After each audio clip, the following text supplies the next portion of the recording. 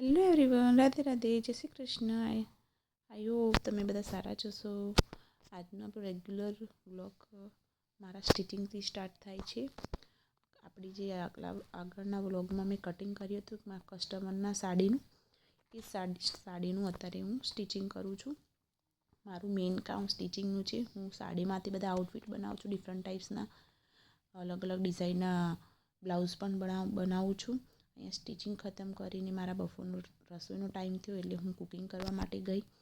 આજે મેં મારા રસોઈમાં દાળ ઢોકળી બનાવી છે, જે ગુજરાતમાં બધા લોકોને બહુ જ પસંદ હોય છે. દાળ ઢોકળી અમારા ઘરમાં પણ દાળ ઢોકળી બહુ જ બધાને ભાવે છે.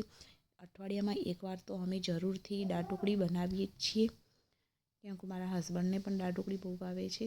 એટલા માટે તમને લોકોને પણ દાળ ઢોકળી કેટલી પસંદ છે અને તમે પણ બનાવો છો કે એ પણ મને જરૂરથી કમેન્ટમાં જણાવજો.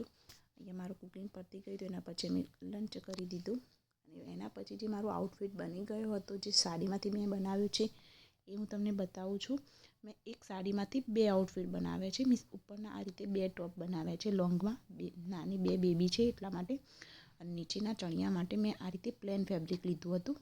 એટલે બહુ હેવી સારું એવું આઉટફિટ એક સાડીમાંથી બની ગયો છે. તમે જોઈ શકો છો કેટલો મસ્ત લાગે છે. આગળ પણ મેં મધુબાલા સ્ટાઇલમાં આ રીતે લેસ લગાવીને પેટર્ન બનાવી છે. જો તમને મારા વ્લોગ પસંદ આવતા હોય તો પ્લીઝ મારા ચેનલને સબસ્ક્રાઈબ કરો, લાઇક, શેર અને કમેન્ટ કરો, અને મારા વ્લોગ રેગ્યુલર જુઓ, જેથી મને પણ ઈચ્છા થાય કે હું વધારે વ્લોગ બનાવીને મૂકું. Thank you so much for watching my video. Bye bye.